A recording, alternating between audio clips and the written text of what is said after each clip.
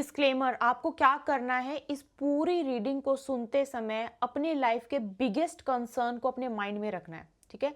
Just keep the biggest concern of life in your mind while watching this video, और आपको वो situation कहाँ लेकर जा रही है, उसका फ्यूचर क्या होने वाला है, कि आपको वहां से कोई सोल्यूशन मिलेगा, वो मैं आपको बताऊंगी विद गाइडेंस, और होपफुली आपके लिए रेमेडी भी निकल के आए। बट आपको ध्यान से सुनना है, बिना स्किप किए, ठीक है ना।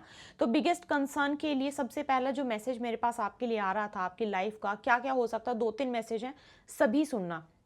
सबसे पहले ना, कुछ फाइनेंसिस से रिगार्डिंग आपके माइंड में कंसर्न हो आप।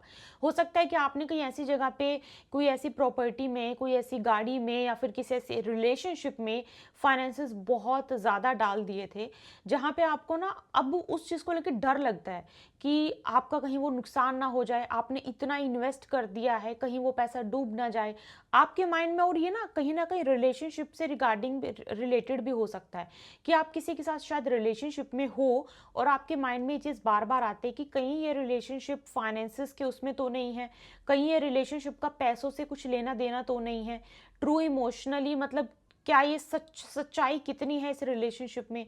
या फिर ये भी बोल सकते हो कि हो सकता है कि आपकी लाइफ में कोई हो इंसान। अब मैं डायरेक्टली ये नहीं बोल रही हूँ कि आप जाओ और यू गो, मतलब आप लड़ाई करो, अटैक करो, लेकिन आपके लिए मैसेज आया, आपकी लाइफ में कोई ऐसे इंसान हो सकते हैं, अब ये कोई भी हो सकते हैं, लवर हो सकते हैं आपके, या फिर फ्रेंड्स हो सकते हैं, जो आपके साथ जस्ट मतलब सिर्फ और सिर्फ आपके फाइनेंसिस के लिए हैं, ठीक है।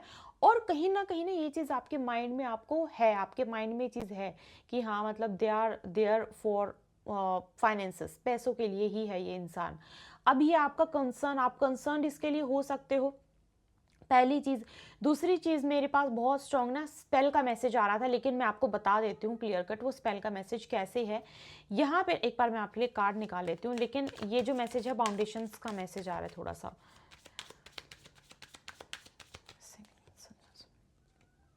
यहाँ पे ना जो स्पेल का मैसेज है वो ये है कि आपको कहीं ना कहीं आपके माइंड में आपको ऐसा लगता है, आपके दिमाग में ऐसा आता है, और शायद आपको ड्रीम्स भी आते हैं, और रात को सोते टाइम आप इस बारे में सोचते भी हो कि जिसके साथ आप रिलेशनशिप में हो, जिसके साथ आपकी शादी हुई है, उन पे किसी ना किसी तरीके का लव स्पेल हो, या फिर आपको ऐसा फील होता है कि आप अननेसेसरी ही आप किसी की तरफ बहुत अट्रैक्ट होते जा रहे हो, और आपको आपके माइंड में बार बार क्वेश्चन आता है कि मतलब कुछ है भी नहीं है तो अट्रैक्शन कैसी।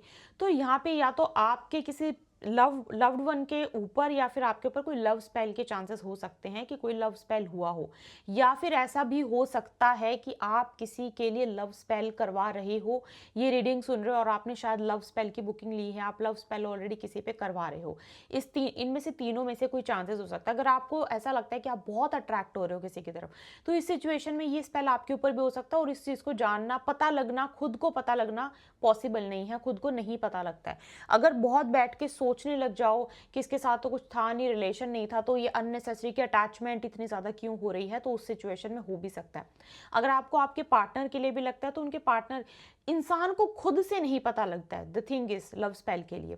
तो यहाँ पे दूसरा कंसर्न आपके माइंड में, आप कंसर्न इस चीज़ के लिए भी हो सकता है कि क्यों हो रही है ये अट्रैक्शन, या मेरे पार्टनर को, मतलब आपके पार्टनर को ये अट्रैक्शन क्यों होती जा रही है, क्यों उस तरफ खिंचाव इतना ज़्यादा होता जा रहा है, क्यों आपके बारे में वो भूलते जा रहे हैं, क्यों उनके बारे में इतना ज़्यादा सोच रहे हैं, क्यों उनकी तरफ इतना ज़्यादा झुकते जा रहे हैं।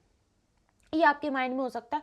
आपका सेकंड कंसर्न ये हो सकता है, ठीक है। और ना एक चीज़ और, मुझे यहाँ पे एक चीज़ और आपका बार बार एनर्जी मिल रही है कि सब कुछ ठीक होते हुए भी एक इंसान होता है ना कि सेटिस्फाई ना होना, और बंधा बंधा सा फील करना, कि खुल के जिंदगी को ना जीना, खुल के एंजॉय ना करना, खुल के चीज़ों को ना देख पाना, इस तरीके की चीज़ें। सब कुछ सामने है, सब कुछ आपके सामने है, फिर भी उस चीज़ को मतलब कोई प्रूफ ना होने की वजह से अनदेखा करना। एक इंसान होता है ना, कोई प्रूफ नहीं है, कोई उसको प्रूव नहीं कर पा रहे हैं, तो उस चीज़ को देख के भी अनदेखा करना पड़ रहा है।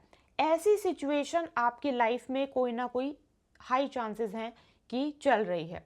मतलब आपको पता है कि आपको बाहर निकलना है, एक प्रॉब्लम से बाहर निकलना है, लेकिन आपके चारों तरफ से रास्ते, आपको कोई भी रास्ता खुला नजर नहीं आ रहा, सारे रास्ते बंद। अब आप इस चीज़ को लेके कंसर्न हो, आपके माइंड में बहुत बहुत बड़ा एक क्वेश्चन हो सकता है कि क्या रीज़न है इसका, मतलब क्यों इतनी सारी प्रॉब्लम चारों तरफ से जो है घिरी हुई हैं। ये आपका हो सकता है कि ये कंसर्न आपके माइंड में इस टाइम पे चल रहे हो। अब इसका क्या गाइडेंस है वो मैं आपको बता देती हूँ, इसका क्या आपके लिए क्या गाइडेंस आ रही है। ओके,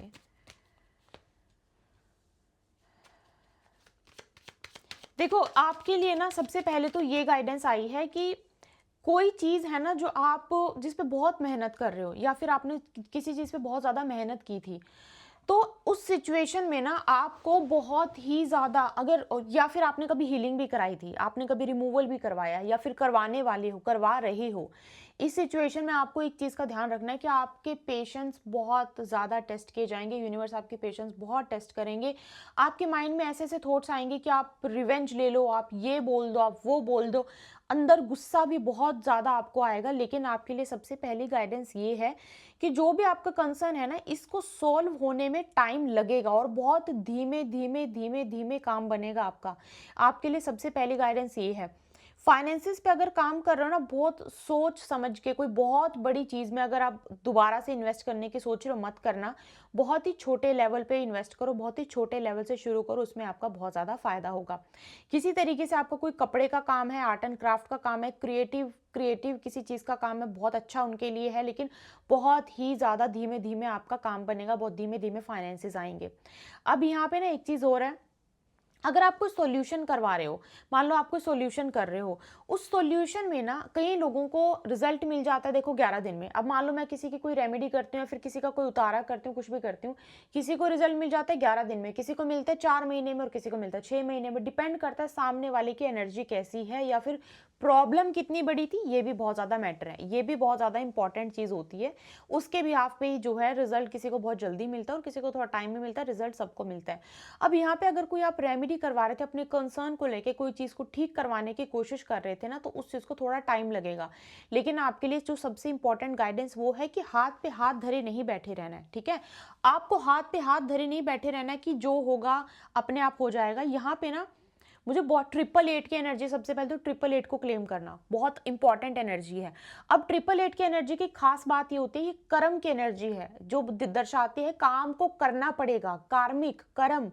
तो यहाँ पे अगर आप हाथ पे हाथ धरे बैठे रहोगे तो वो नहीं होगा कि अपने आप टाइम के हिसाब से चीज़ ठीक हो जाएगी, टाइम के बाद वो स्पेल खत्म हो जाएगा, टाइम के बाद ये इसका अपने आप से फेस सामने आ जाएगा। ऐसे नहीं करना, हाथ पे हाथ धरे नहीं बैठे रहना। आपको कर्म करना ही करना पड़ेगा, कुछ ना कुछ कर्म आपको करना बहुत ही ज़्यादा ज़रूरी है।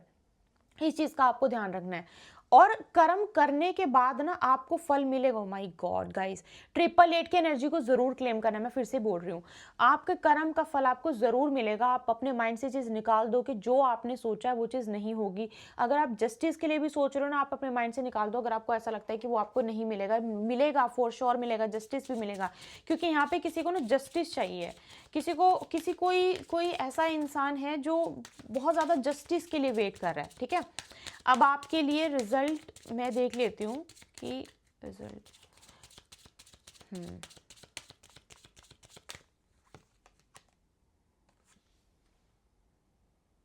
आपके लिए ना कमिटमेंट की, मतलब अगर हो सकता है कि आप बहुत टाइम से कमिटमेंट का भी वेट कर रहे हो, किसी की तरफ से हो सकता है कमिटमेंट का भी वेट कर रहे हो। हाई वैसे कमिटमेंट का है कार्ड में, लेकिन मुझे थोड़ा सा कहीं से कन्फेस करने का भी आ रहा है।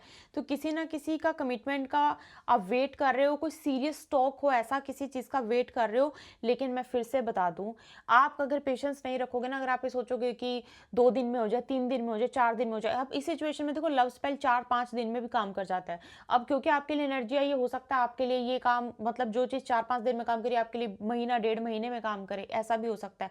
तो आप एक चीज़ देखना कि आपकी चीज काम है ना, जो वो थोड़ा डिले, थोड़ा धीरे धीरे बनते होंगे। डिले की एनर्जी बहुत आती होगी। जहाँ आप जस्टिस का वेट करते हो वो हो तो जाता होगा, लेकिन थोड़ा सा डिले। और आने वाले टाइम में ये स्पेसिफिकली ये जो कंसर्न आपके दिमाग में आपने रख के रीडिंग पूरी सुनी है ना, इनके सॉल्यूशन आपको बहुत ही धीमे धीमे मिलेंगे। बूंद बूंद से सागर भरना, आपके लिए एक्चुअल में वही सिचुएशन नजर आ रही है। और यहाँ पे ना उसका सॉल्यूशन मिलेगा क्या, उसके अंदर क्या, अगर एक रेमेडी वगैरह कराते हैं तो उसका, यस, आई होप आप कार्ड देख पा रहे हो। तो क्वेश्चन ये था कि अगर आप रेमेडी कर रहे हो, कर पा रहे हो, तो क्या आपको उसका सॉल्यूशन मिलेगा। Yes, luck will be on your side, आपकी तरफ लक होगा। इस चीज़ को ना कभी भी अपने माइंड में ये मत लेके आना कि आपका तो काम बन ही नहीं रहा है, आपकी तो कोई चीज़ ठीक हो नहीं रही है। जितना बोलोगे उतना ज़्यादा वर्स्ट होगा और वर्स्ट होगा और ज़्यादा खराब होगा। मैं आपको सच बता रही हूँ। इसीलिए ना आपका बहुत ही धीमे-धीमे काम बनेगा। कंसर्न ये अगर आपके माइंड में कंसर्न थे, अगर आप इनको ठीक करवाते हो, फॉर एग्ज़ाम्पल आपको लगता है लव स्पेल था किसी के ऊपर या फिर लव स्पेल है आपके पार्टनर के ऊपर, आपके हस्बैंड के ऊपर, आपकी वाइफ़ के ऊपर, आप उसको ठीक करवाना चाहते हो, गो फॉर इट, वो पक्का बनेगा ही बनेगा। क्यों? क्योंकि आपके लिए येस है और यही क्वेश्चन मैंने पूछा था। आपके लिए वो चीज़ है, मतलब आप उसको ठीक करवाओगे, वो आपको ज़रूर रिज़ल्ट देगा। जो रिज़ल्ट 5 दिन में मिलना हो सकता है आपको वो 10 दिन में मिले, 15 दिन में मिले, लेकिन वो रिज़ल्ट ज़रूर मिलेगा।